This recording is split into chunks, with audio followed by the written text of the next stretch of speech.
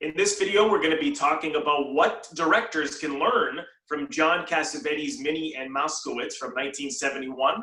We're Coffee with Aliens at the Movies, a film literacy and review channel. I'm Robert Bellissimo. I'm an actor and acting teacher. I'm Stephen Chambers. I'm an actor and writer. And if this is your first time here, please consider subscribing to our channel by clicking the red icon in the bottom right of the screen. Okay, so let's just jump right into it. Absolutely.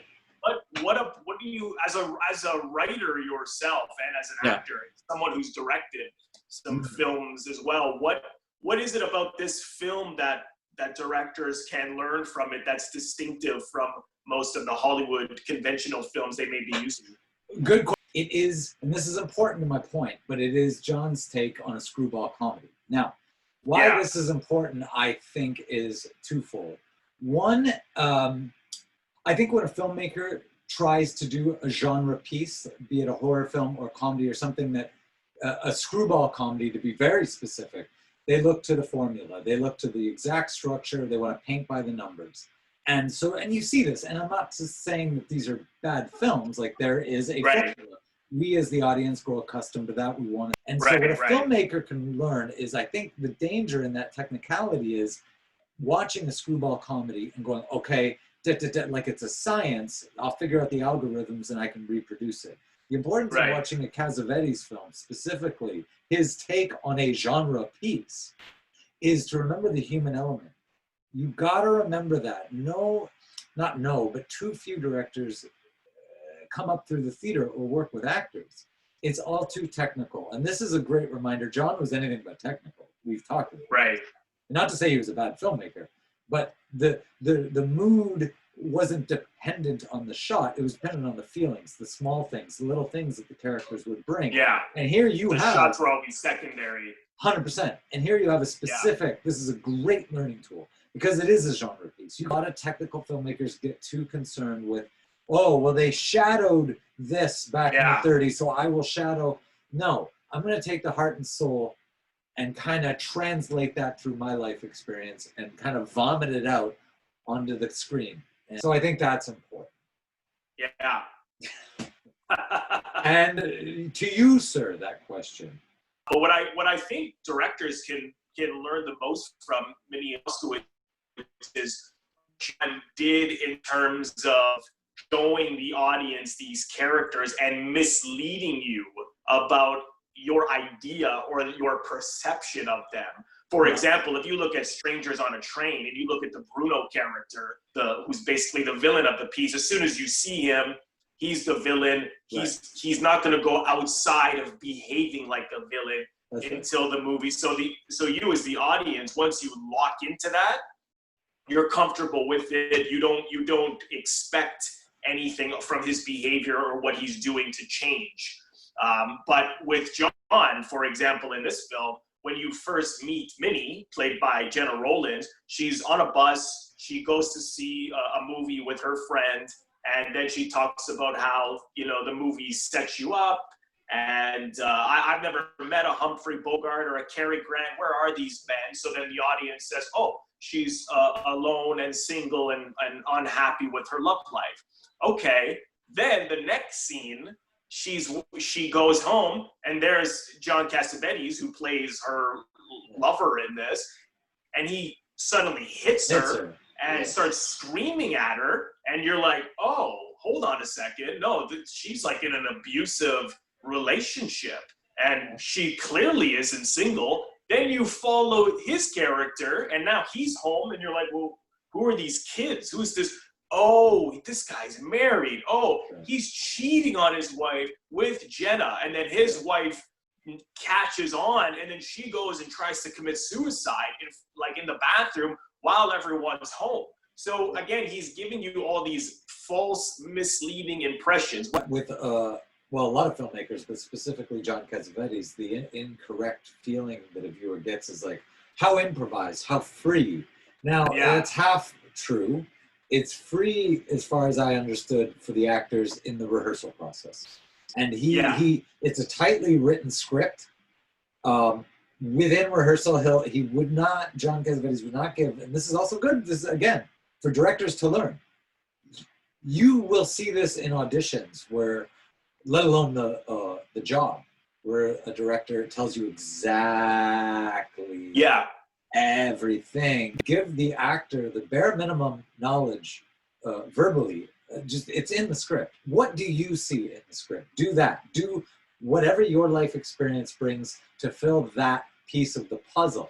And then when the actor did that, John may have gone back to go, oh, that's interesting, Seymour or Gena. I'm going to rewrite this. Once it was rewritten, that is what they shot. Sort of like when people see Before Sunrise, they think that's improv. No, you can hear Julie Delpy and Ethan Hawke talk about every overlap was everything. And I know Minnie And Moskowitz was no different. And that's wonderful. So I think it's important for a director doesn't need to either be, oh, whatever happens, happens, or like a stickler. No. But what we learn here is John valued the rehearsal process, which that's not a thing in film and television nowadays, right? I mean, that's also probably why the director is so, give me this, because when we get to the set, we're shooting and we're done. And that is unfortunate that's sort of not there anymore, that rehearsal process. The best is what John did is he would watch what you would do and he would work off of it. And then his directions or ideas would come from what you were doing. And that's why his acting in his films are so good, when you give the actor that freedom. And it's okay to have a direction, but it's always best to give it to the actor first and then have your direction come from what they're doing. And it is the sort of push. There goes the set again. There it goes. It's gonna happen every video now. I love it. John Cassavetes, a big thing you always hear is what a collaborative effort the film was. And as you just said, it isn't. Now, it isn't. It's not a blanket statement, it never is, but it often isn't, because it's time, we need the thing right now. I don't have time to hold your hand. And also, and I'm not trying to shit on new directors, also it's the actor's fault. The actor is just, where do you need me to stand? Exactly. I don't know. That's true. John was unique because he'd mortgage his house to make something. So there were no rules. Now, not in Minnie And Moskowitz's case. That's a Universal movie. But it was a specific time. This was not independent. No, they were trying to cash in on the success of Easy Rider, right? So there's a moment, a blip in Hollywood history where they wanted to fund independent filmmaking. So it's a very unique time when Minnie And Moskowitz. And that was also why they wanted Nicholson for Seymour, for the Seymour part. I didn't know that. Yeah, they wanted, and he was like, John was like, no. I mean, not that he didn't like Nicholson, but, it's like, I want to work with my friends, I want to work.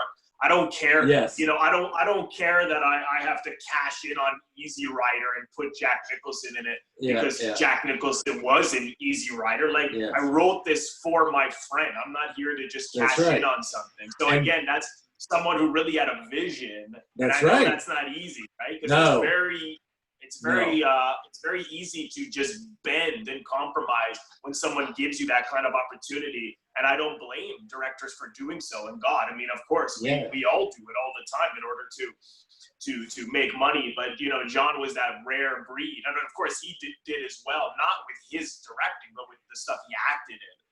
That was, that to me was really interesting, was, again, that misleading of, not putting characters in a box, because in life we do that all the time. We put people in boxes, and then when they do something else, we say, what the, well, he's not like that, but but see, that's the thing.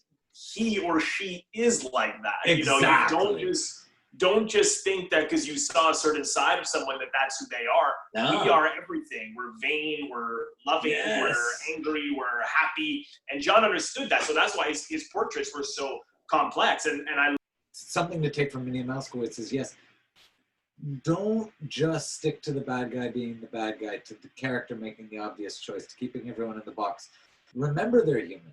And I think when you have that flexibility to be like water, to move here and there and do all that, then when you need to go do a structured film or whatever, like someone gives you notes hey, we need this, come on, the bad guy has to do this by page 88, then it's going to be easy for you to rein it in, right? But if that's all you have, if all you know is archetypes and caricatures, then your toolbox is so small, you're so limited. Yeah, exactly. And even a note on plot, for example, John was less interested in plot and more interested in relationships and exploring human relationships within his story. And he always has scenes like this, but he has two beautiful scenes in this film where they really don't have much to do with any progress of a plot, but it's because John was interested in specifics. So if Seymour Cassel goes and goes to a cafe, at midnight, then who's he going to talk to at the cafe? Well, later on, he has another scene where Minnie, played by Gena Rowlands, goes out on a date with Val Avery, who was another guy. And this is probably one of my favorite Cassavetes scenes, because this guy, you don't know anything about him. As soon as you see him, you think, you're like, ooh, like he seems a little desperate. He's coming on a kind of strong, and then when they go out, he starts to come on stronger and stronger. I don't mean in a seductive way, but in a no, desperate, nerdy. You feel bad for him, man. Oh, it's you feel embarrassing. So bad for him. Oh, it's again what we had mentioned with Women Under the Influence. No one can make an audience so embarrassed. That's right. Oh, it's so awkward. It doesn't matter if you've seen this 15 times, you still are embarrassed for this guy. And I think and again, he doesn't tell you why this guy is like this, but it's all in his behavior, and you can connect the dots based on whatever subjective opinion you have of it. For me, the reason he starts to get angry, even though she's not saying anything, is because I think he knows he can't have her. Yes. She's this beautiful blonde woman, classy woman. She works in a museum, and that's what he starts going on. Oh, I got this wife.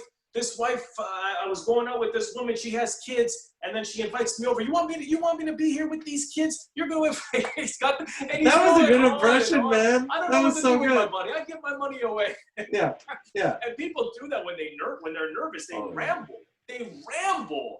And I thought, you never see that in movies. And I know so many times I meet these Cassavetes movie kind of characters when I think, why is this person rambling at me? Why are they going on and on? It's because they probably have some kind of social anxiety where people like that either just say nothing or they ramble and they go on and it's such a perfect scene. I think it also helps because it sets up how Minnie and Seymour meet through this guy. Yeah, I won't say what happens, but out in the parking lot. Yeah. But it is the funniest, most devastating, heartbreaking scenes I remember it ever seen. And again, these Cassavetes-like characters, we meet these people on the street, in cafes, in bars, all the time. To this day, that's why these films can never age, because I agree. John understood people. He knew people, and it's just so good. I really agree with that. Yeah, that scene. I also remember, I just think Seymour Cassel's character is so, like you said, he's not one note. Like, I remember he'd surprise me, because here is the technical romantic lead. Well, he is, right? And that's the role he's fulfilling in this film. But he's not doing, as Rowland's character said earlier after watching the old movie, he's not doing the Cary Grant or Jimmy Stewart impression. Like, he's not that guy. And he does everything from being, like, I remember watching it the first time. He's like an anti-romantic lead. He's got a big mustache. Oh, yeah, he looks nuts with the ponytail. Long hair, he parks he's a car. He's aggressive, he's loud, he's obnoxious. But he is so full of heart, and he's so is in love with this woman. What I love about this film is that it's like a backhanded criticism on romantic comedies or screwball comedies at the same time, because if you look at the reason that she's rejecting him so much is because she's like, well, you're not the guy of my dreams, the guy from the movies. That's right. You're not the guy I'm supposed to be in love with. You're not Cary Grant, you're not Bogart. And of course that gets him angrier and angrier. But it's just, again, it's because we're fed these archetypes and these thin behaviors in a lot of movies. And then that, you know, for people when they say, oh, it's just a movie. Oh, it's just a movie. To me, that is such bullshit, because movies, whether we know it or not, really influence people. People are not aware how much it influences them, how easy often it makes life and relationships look with their little bows tied up in a knot. And that's why she keeps saying, because she has these romantic Hollywood-like visions of life and relationships. And that's not true. It's bullshit. And that's why this movie, this, you know, rom-com screwball comedy is really a rough look at love. You have to fight for it. And it's not easy. I think as much as one can learn from movies and screenwriting books and classes, and that's all good. But I think where you're going to learn probably even more, and this is where what John said about filmmaking is basically reporting. I'm just reporting what I see. So always have an eye out in life. And I tell my acting students that too. You know, look at people, look at how they behave, you know, or how you feel about how they're behaving, you know. So, you know, you have to use life in your work. And I don't think anyone did that any better than John. I mean, I think Avery has a great line in this film where he says, I go on, you know, when he's talking about that his life's hard, but I go on. And I think that is what you can say about all these characters. No matter what, they go on. They keep moving through whatever the hell's the problem is that they're struggling with. They move, they go. And that's a great lesson, you know, and how these are the things we have to do. You know, we don't have to just make movies that are totally uplifting, like let's go 100% that way. But John always has this optimism, this uplifting, but it's that acquiring that is never easy. That's rough, right? So that's the beauty of it, you know. So thank you so much for watching today. If you haven't already done so, please consider subscribing to our channel. See the icon right above my head here with the Frankenstein picture to click on, which will give you an instant subscription. And we will see you next time. Thank you.